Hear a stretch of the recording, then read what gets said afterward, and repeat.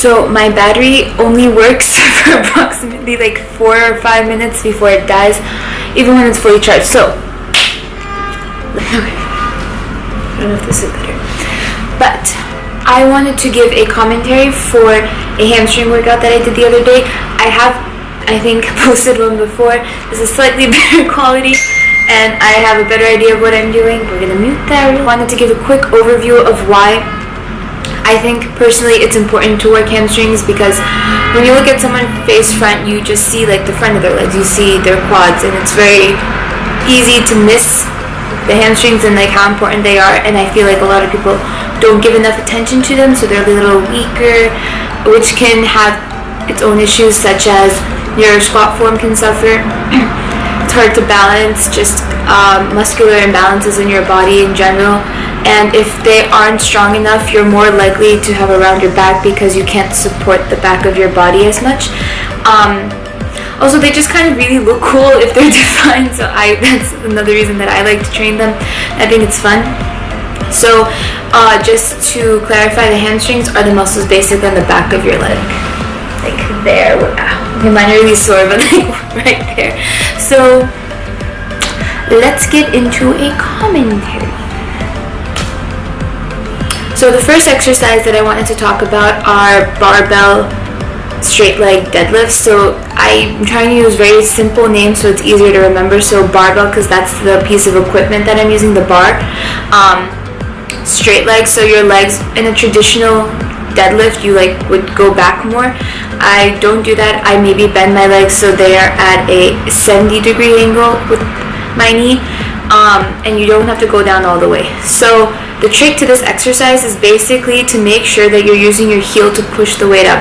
If you're rounding your back and pulling the weight up that way, you're only going to get hurt, and I don't want you to get hurt, so don't do that. Keep your back straight as if it's going like this and then coming up. And that's for any type of deadlift. So like what I'm doing now is a single leg deadlift, so this just helps work on balance more to make sure one side isn't stronger than the other, because we all know that we all have one side that's stronger than the other.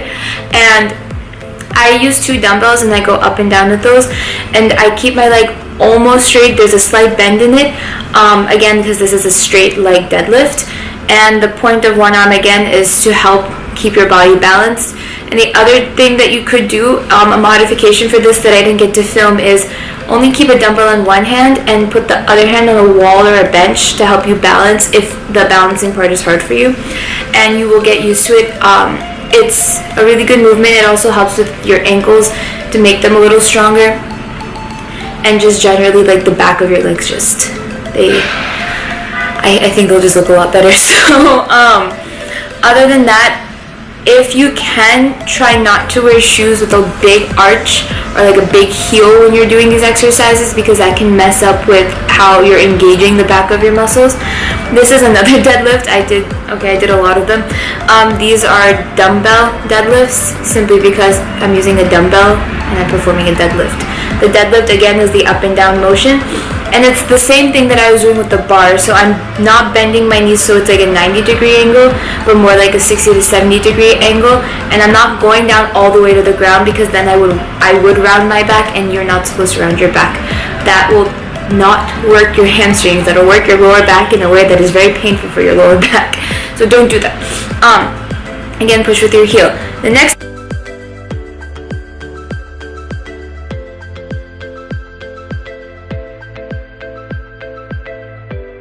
exercise that you see here is a weird one. I'm slowing it down for you right now, and it is you squat down, you do a deadlift down, my apologies, you do a deadlift down, you squat down, and then you come back up. I slowed it down so it's easier to understand. It's like combining the 2 exercises into one. If you've never done something like this before, you can do the exercises separately and get used to it, or you can use a very lightweight or like no body weight, or no weight, and just use body weight in the beginning to get used to it. I really like doing it on an elevated stance. Like you see, I'm using like a pull-up machine and doing it there just to have a larger range of motion, because my flexibility allows me to do that.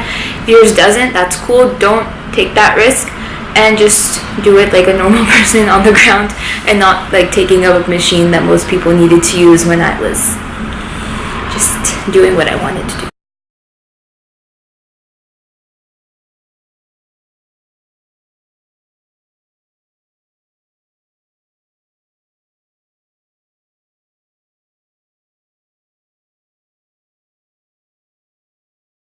So the next exercise is a leg press, which is weird because I'm saying that we're doing a hamstring exercise, but when you keep your feet wider and higher on the platform and you point your toes out, so 3 things: higher, wider, and toes pointed out, you actually engage a lot more of your glutes and your hamstrings to push the weight up. So it's less the front of your legs, more the back of your legs.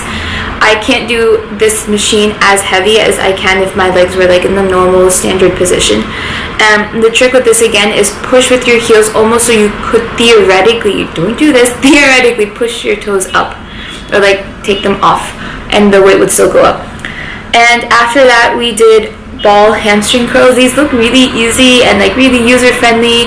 They suck. I hate them because they hurt really, really badly. This is also good. This is a good exercise for anyone. If you are a beginner, have someone try and hold the ball and guide it for you. If you're a little more advanced, if your core is a little stronger, then you could probably get away with this. If you're stronger than I am, which you probably are, you can do this one-legged, but I'm not. Okay, I didn't try, but like I don't think I'm at that point yet. Next exercise are cable pull-throughs. Traditionally, they are a glute exercise. I do them on hamstring days because I only know so many hamstring exercises. It's a lie, I know a lot of them. But cable pull-throughs, it basically what would be a deadlift, but deeper, less dangerous, and you have tension using a rope instead of like a weight in your hand. The trick here is not to round your back. Never round your back. Bend from your hip and push your hips back. If you notice, like right now, my hips go back when I'm going down. I'm not bending down by rounding my back down. It's because my hips are going down. And that is the movement that like makes it work. So those are all the moves that I have for you today. I lost track of how many that was, but I think it was a pretty good amount to like get you started on the road to hamstring development. Mine have come a long way in the past year and a half that I've actually cared about training them, and hopefully one day I'll be balanced because my quads are so much stronger. And I wanted to comment on this entire my time. So this is episode 2 and it's just a workout video. I've been really behind. A lot of things in life came up. I'm really, really sorry. For those of you who don't know, I'm currently taking a class in personal training, and I'm also pursuing a lot of personal projects and dealing with graduating college soon. So there's like a whirlwind of like emotions and responsibilities and like friends I need to meet before they leave the country. I could be better at time management. To the point where I'm recording this in a sweatshirt and glasses because I didn't get ready in time.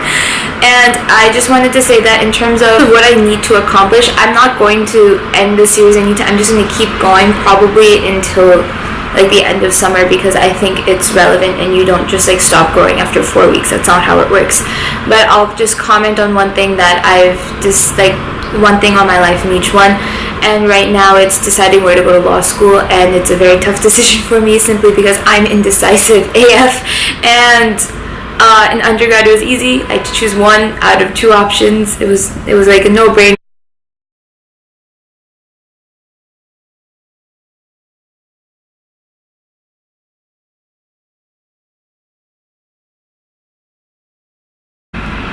There's like this stereotype where I wanted to address this because I heard about it the other day.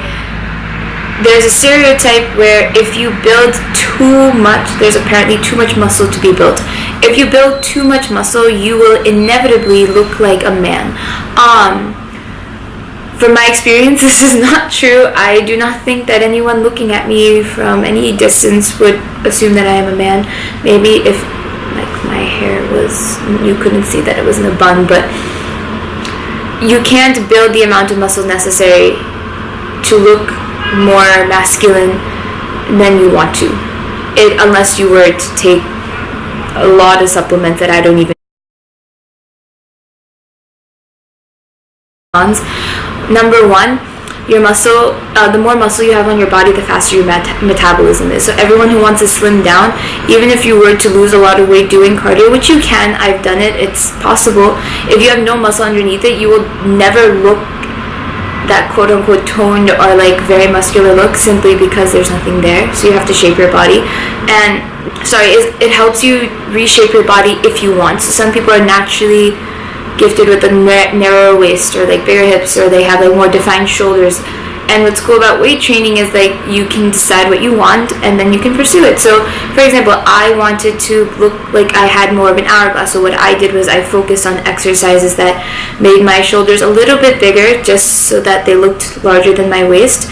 And then I worked on the leg muscles on the outside of my legs so that I could make my waist appear smaller.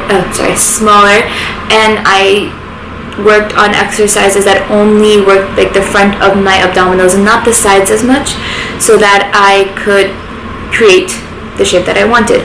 I'm not exactly where I want to be, but I'm like definitely a lot closer than I was when I was running 6 miles. The increasing your metabolism comes from the fact that 1 pound of muscle burns approximately twice as many calories as 1 pound of fat. So you could get away with eating more if you have more muscle. I think that's like enough pros, like that one pro. The second pro, and number 3, it helps you a lot from reaching any type of weight loss plateau. So a plateau means that at a certain point, despite your calorie cutting and cardio efforts or any exercise efforts, you stop losing weight. And even if you're like overweight, your body just stops responding. A big part of this is your body adapts very quickly, especially to cardio exercise. This I can't stress enough, especially like within a few weeks it can adapt. So when I was running every day, if I didn't increase how much time I was spending on the treadmill every 2 weeks, I stopped losing anything or seeing any changes, which was disheartening because I didn't want to run for 2 hours a day, and I knew that at some point I'd have to for maintenance. And so I started weight training, and your body reacts to shock a lot better than it does to like a staple routine. So if I were to do the same 4 workouts a week, not change anything, and keep going, eventually it'll do nothing for me because I'll stop responding. So weight training allows you to explore different routines every day. You can work your arms one day, your legs one day, your back one day, go back to legs. And since your body's constantly doing something different, it's constantly in a state of shock, and it constantly wants to change to adapt to its environment. And you won't have to cut calories insanely in order to accomplish the goals, because part of it requires you to use the food that you're eating. When you run and you stop burning as soon as you get off the treadmill. As soon as you lift a weight, your body has torn the muscle fiber and needs to rebuild that fiber and become stronger, healthier, better, bigger, which requires food. So more of what you eat is actually used by your body in that capacity. So I just wanted to point out that there are 3 very, very, very, very important benefits to weight training, and I think everyone should do it. If I could start some type of like social movement towards weight training, I would. So I think it's a very underrated form of pursuing health, fitness, mental well-being. So those are my 2 cents for today, and follow me on all types of social media. Okay, I use Instagram really, and that's about it. But I post on IG story now, so I'm very excited. So follow me there. Oh, and Facebook. I'm just gonna wing it and say please like and subscribe stuff, because it makes my job a lot more fun. But I mean, I'll do it anyway, because why not? And I find people who actually like working out through this, so I'm like pumped, because like you exist, and I thought that I was the only one. Alright, I'm sorry, I'm really not that funny. Okay, I'll talk to you guys later. Bye.